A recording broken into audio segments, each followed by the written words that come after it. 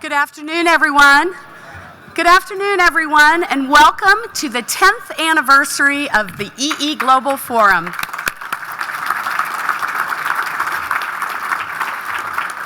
I'm Kateri Callahan, and I can't tell you how excited I am to be here representing the Alliance to Save Energy, the host for this conference, and to be celebrating our 10th year together. It seems like only yesterday when we so nervously launched this event here, right here in the DC Convention Center. And it's been like watching my kids grow up. It's all just been a swirl and happened too fast. And as it goes with kids, we like to catalog all the memories through pictures so we can remember those. And I'm hoping that you'll help us do that with EE Global here today, and that you will share us on social media and on Twitter and post all throughout the event. And as the team keeps reminding me, because I'm not as technologically proficient as all the young folks in our office are, we've got to download the app. It, like all other technology today, is so vastly improved in just the last few years, and it truly is going to be our lifeblood as we figure out which sessions we're going to attend and how we're going to get in touch with all the great people we all are about to meet. It's amazing to think of all the changes that have been wrought over the last 10 years, and I want to highlight a couple of those. But it would be very remiss of me not to thank and call out a couple of people who have gotten us through 10 years and made this what it truly is, which is the international premier energy efficiency gathering of the world's thought leaders and doers on energy efficiency. So I'd like to thank Bob Dixon of Siemens, who was one of the board members, and Tom Dreesen of EPS Capital. They had the vision, and they also bulldogged it. They were just not going to let it go that we needed this. They saw a gap in the conversations, in conferences, and they stepped in and helped us to fill it.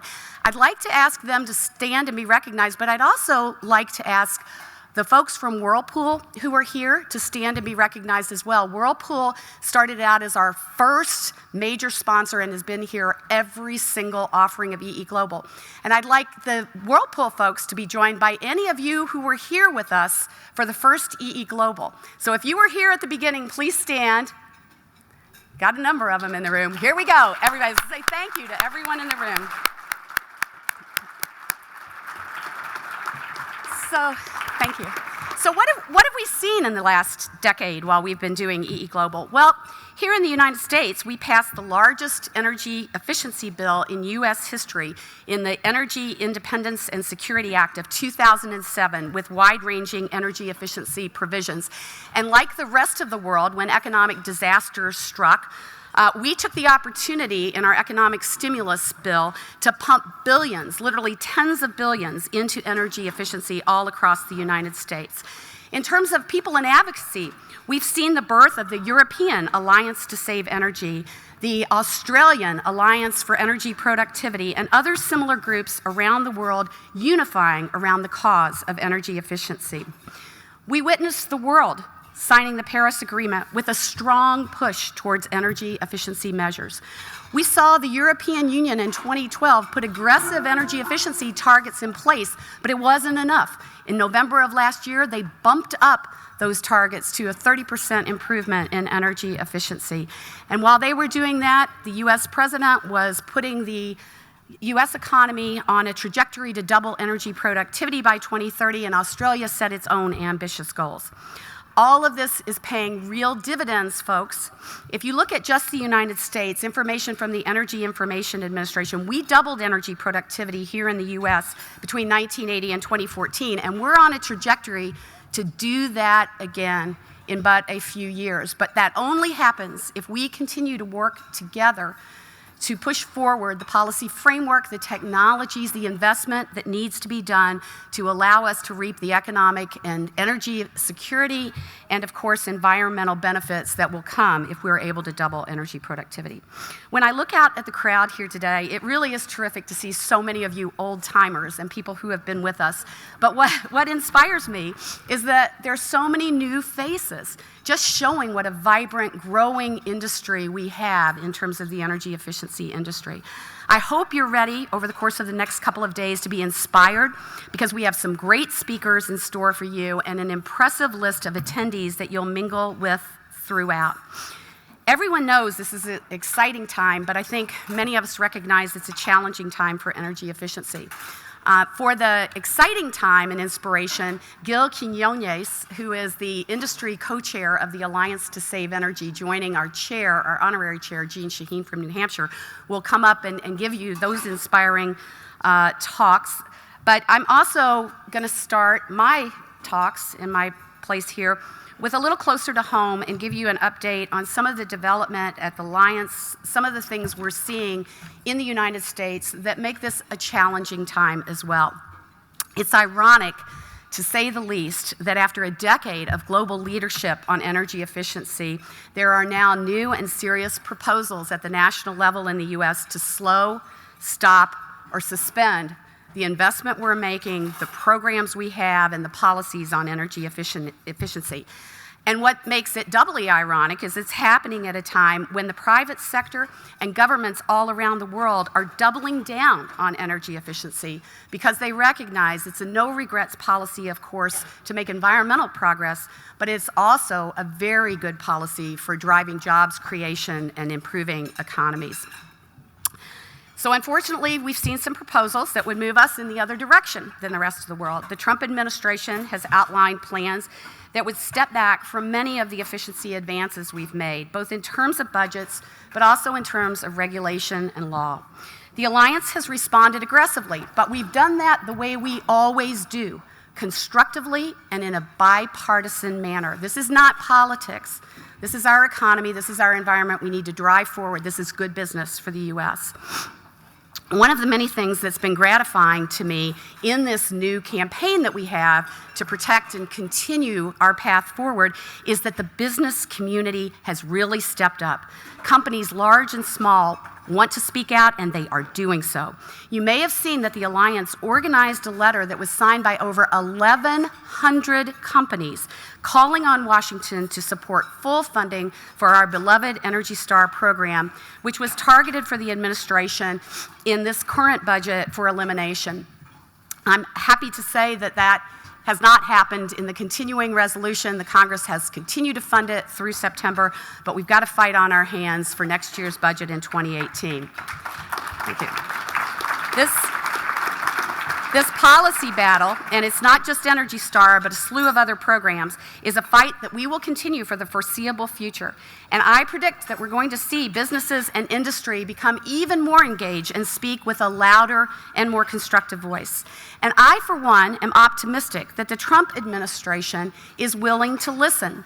The president has made clear that he's new to many of the issues that he's facing, and he's also demonstrated that he can change his mind, that he can be persuaded.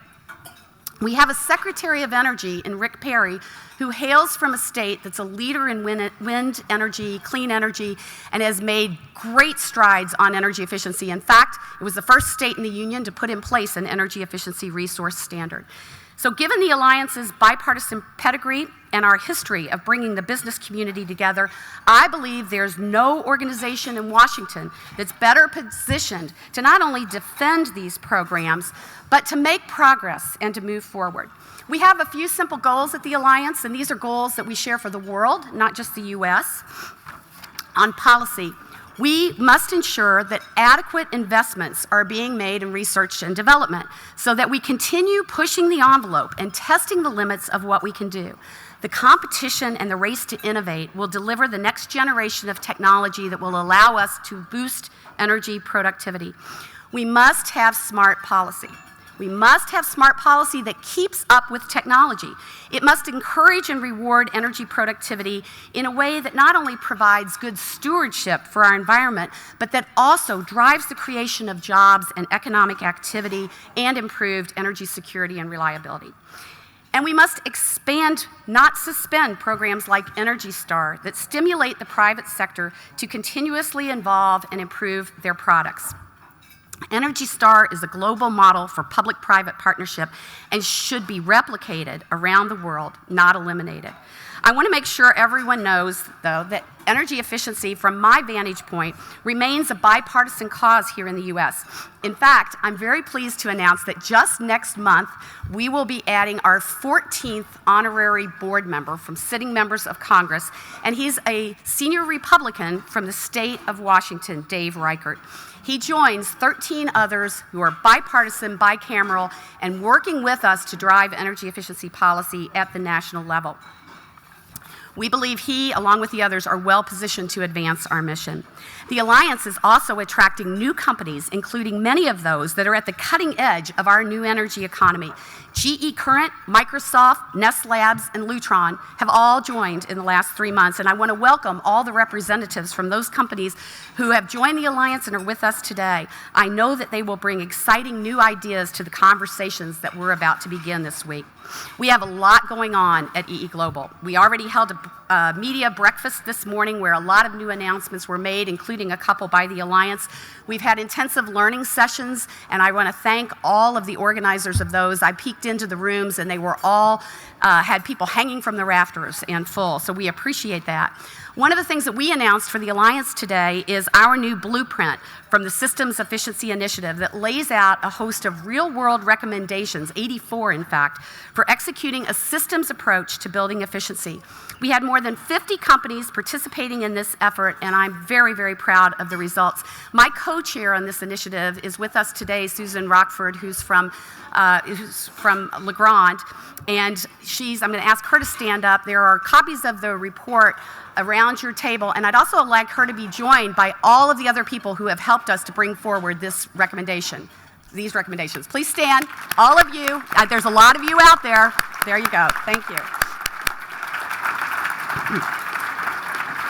And finally, I'm delighted to report that that the Energy Productivity 100, or EP 100, which is a corporate commitment campaign, added 2 new important companies to the ranks of those companies who have committed to double their own energy productivity by 2030. We'd like to say thank you and congratulations to H&M, a leading global fashion company, and Cree, the trailblazing lighting company. Let's please give them a round of applause for making this commitment and showing leadership.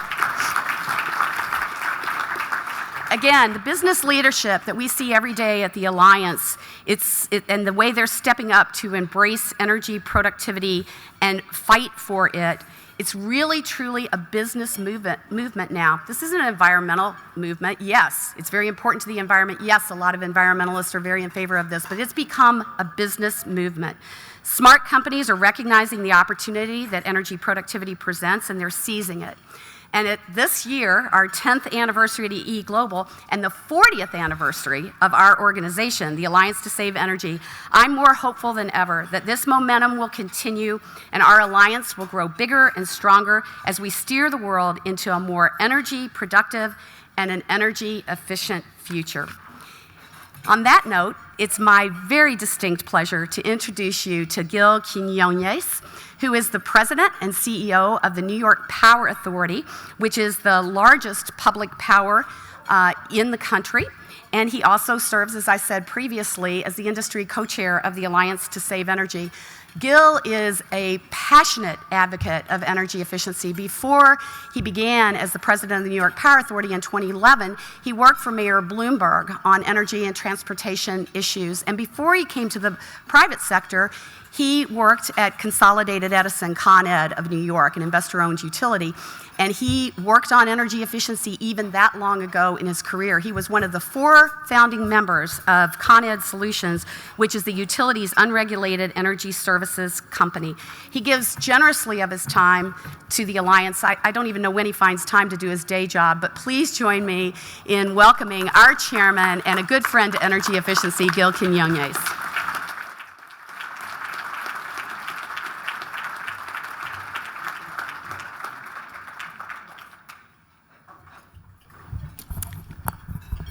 Welcome and good afternoon.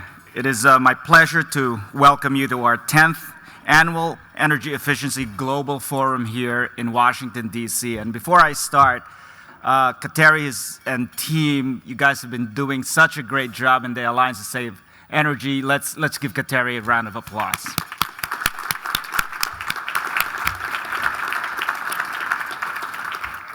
Now, thank you for attending what will be a particularly interesting forum this year due to all the exciting things going on in the world of energy efficiency and at the Alliance to Save Energy. We are thrilled to have nearly, listen to this, 30 countries represented here spanning 5 continents. Wow. Making this a truly global event with rich perspectives from across the world. For those I haven't yet had the privilege of meeting, and I hope we do meet here at EE Global, I have been fortunate enough to serve as chairman of the Alliance to Save Energy since December of 2016. It is a remarkable time to be leading the organization as we navigate the enormous changes sweeping the global energy industry.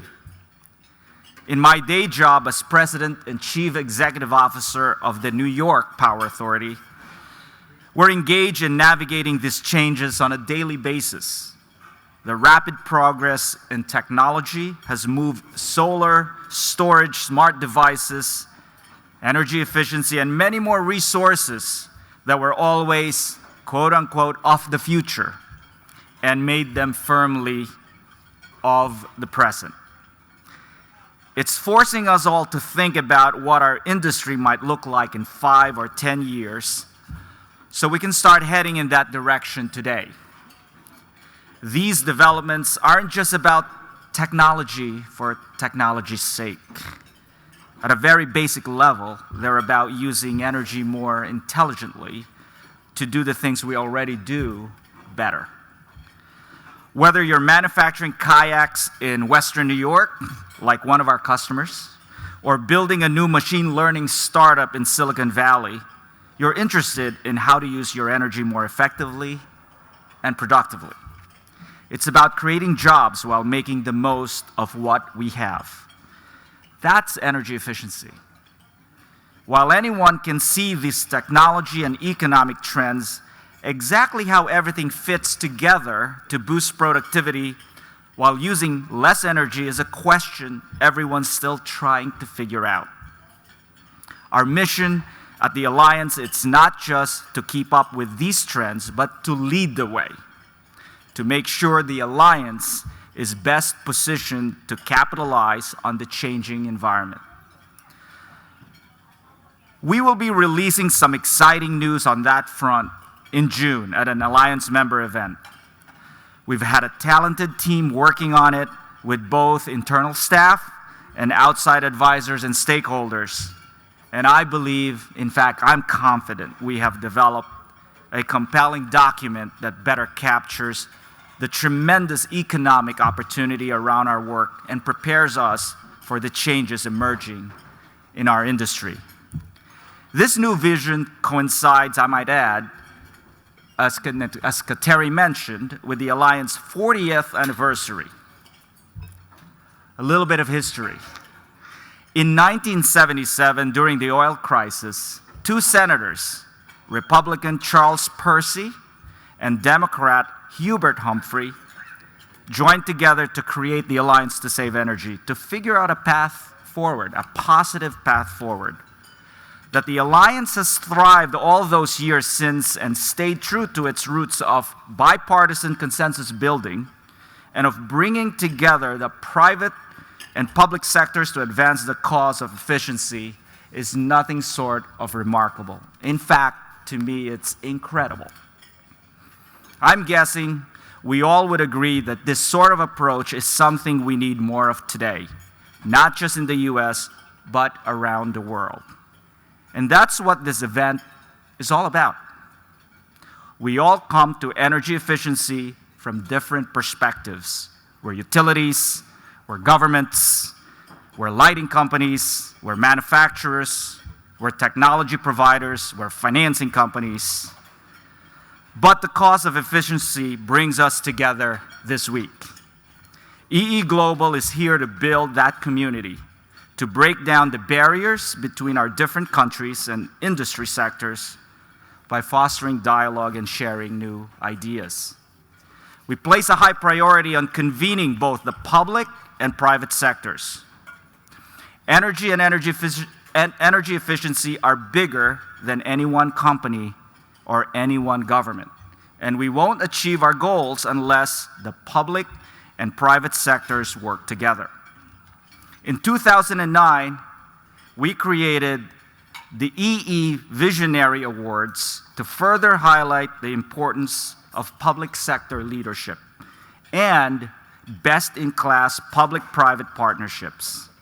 Since then, the EE Visionary Awards have become an integral part of the Energy Efficiency Global Forum as we honor individuals and entities around the world for their outstanding contributions to the advancement of energy efficiency. This year, we are presenting EE Visionary Awards to 3 very deserving recipients who truly epitomize strong public leadership and commitment to the cause of energy efficiency. Senators Jeanne Shaheen and Rob Portman, whom you will hear more about tomorrow when Senator Shaheen accepts their award. And today's recipient, His Majesty King Mohammed VI of Morocco.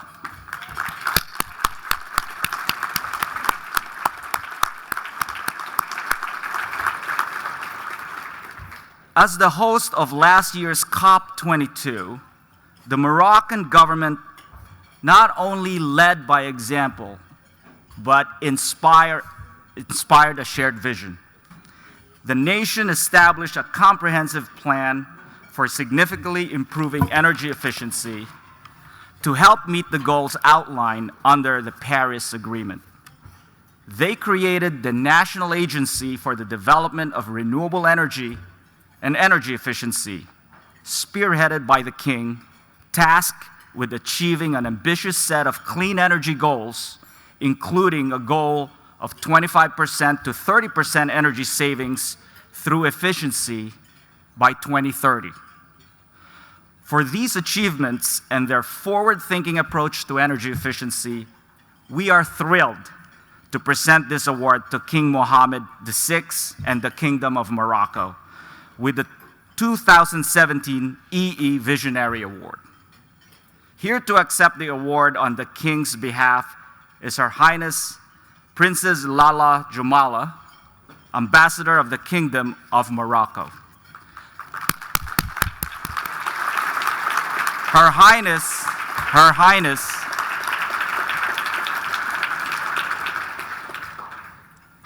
has served as the Ambassador of the Kingdom of Morocco since 2016, and prior served as the Ambassador to the United Kingdom, where she endeavored to advance and strengthen UK-Moroccan ties, being awarded the 2015 Distinguished Contribution to Diplomacy Award in London.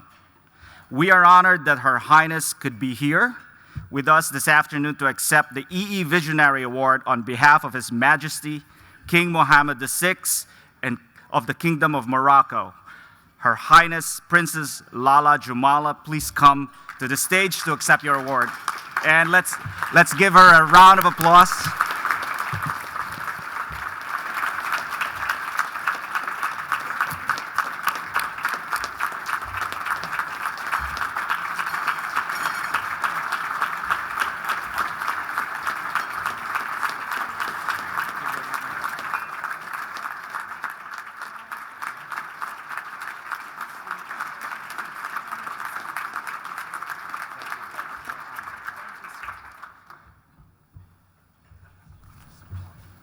Thank you.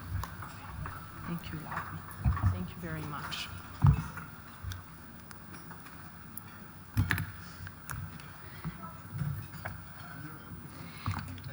Ladies and gentlemen, it is my honor to read the acceptance speech by His Majesty, the King of Morocco.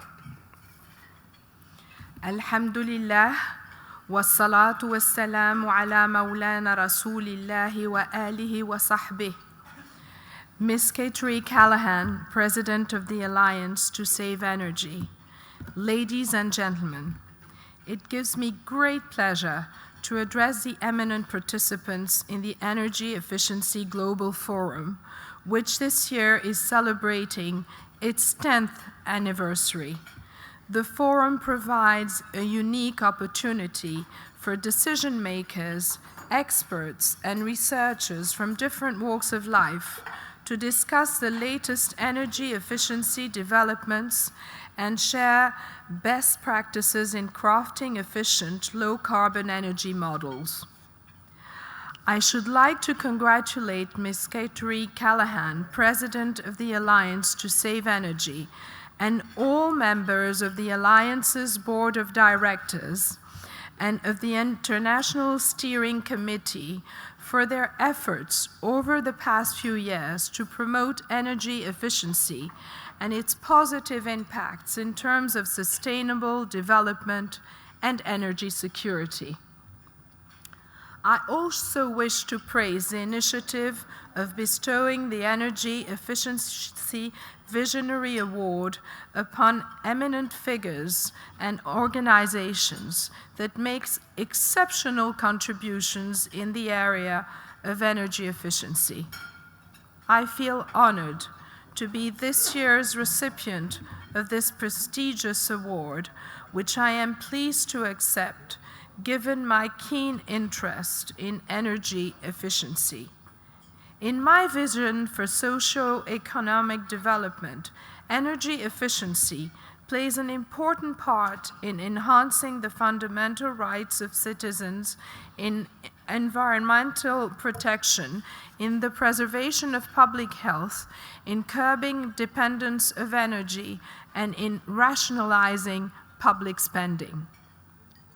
This award confirms the Kingdom of Morocco's positioning as one of the countries that have managed to make the most of their renewable and energy potential by developing solar power plants, wind farms, and hydroelectric plants, and by introducing energy efficiency measures in all key sectors of the Moroccan economy. The pressing challenge for our world today is not so much to confront the lack of energy resources as to mobilize the investment needed in this field. It is therefore necessary to build the energy infrastructure required and to develop alternative technologies. For this reason, the Kingdom of Morocco constantly seeks to adapt to future changes, both to ensure its economic and social development and to meet its growing energy needs in a sustainable manner. The security of energy supply, energy availability, energy efficiency, and environmental protection are the bedrock of my country's energy strategy. Our commitment to developing an efficient carbon-free energy model for the well-being and prosperity of our citizens is essentially based on the growing importance of renewable energy and the consolidation of energy efficiency measures. At COP21, I strongly backed the promotion of renewable energy to increase its share in power generation from 42% in 2020 to 52% in 2030. Also, in our energy vision for 2030, energy efficiency has been made a priority as an efficient tool to save energy resources, ensure energy conservation, and rationalize energy consumption. Only a few years after it was launched, the new Moroccan energy model started to pay off as new solar, wind, and hydraulic plants were developed, and a range of policy measures aimed at rationalizing energy consumption were implemented. We are striving doubly hard to introduce major changes in our current energy production and consumption patterns to ensure they are efficient and sustainable. To give concrete substance to our desire to support energy efficiency and renewable energy programs, we have introduced the necessary legislative and regulatory reforms to institutionalize the mechanisms needed for the modernization of the Moroccan energy sector. Today, energy efficiency, together with renewable energy, is creating a new revolution in the energy sector due to technological progress, which confirms the close link between these two components. They should be integrated and duly taken into account in investment decisions and in the technological policy choices made in all key energy-intensive sectors, particularly industry, construction, transport, street lighting, and agriculture. Our commitment in this field does not stop at Morocco's borders. This, I believe, is clearly reflected by the actions and projects I have launched within the framework of win-win partnerships, particularly with African sister nations. This commitment was also quite clear at the COP22, which was successfully organized in Marrakesh, and during which the Africa Action Summit was held on my initiative to harmonize the continent's action for the achievement of low-carbon development.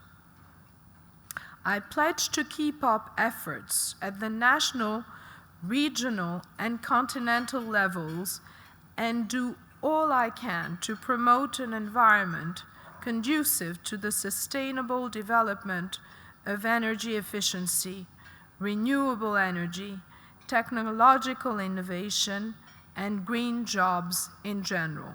Thank you. Wassalamu alaikum wa rahmatullahi ta'ala wa barakatuh. Thank you very much.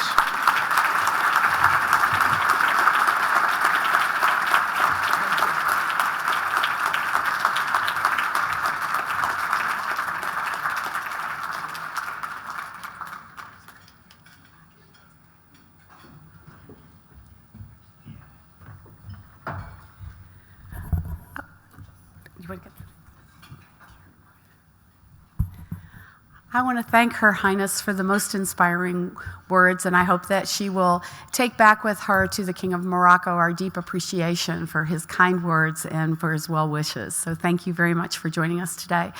That's just the first start. It's the first act. It's going to be very, very hard to follow, but we do have just a wonderful program of executive dialogues this afternoon. We've got speed geeking coming up, so we're, even at 10 years, not too old to try some new tricks. I hope you'll read about it in the program and that you'll be on hand. We have many of the 10 geeks, and they are letting us call them that here, who will be asking provocative questions and trying to get into good, deep conversations with you about a look forward at how we can drive energy productivity. That will be a precursor and a way to break the ice for the networking reception that'll follow this evening. And then tomorrow we have another full day of events planned. So finish your lunch, have good conversations, get to the executive dialogues on time so you don't miss any of the important and exciting information that'll be shared there. And thank you one and all for coming.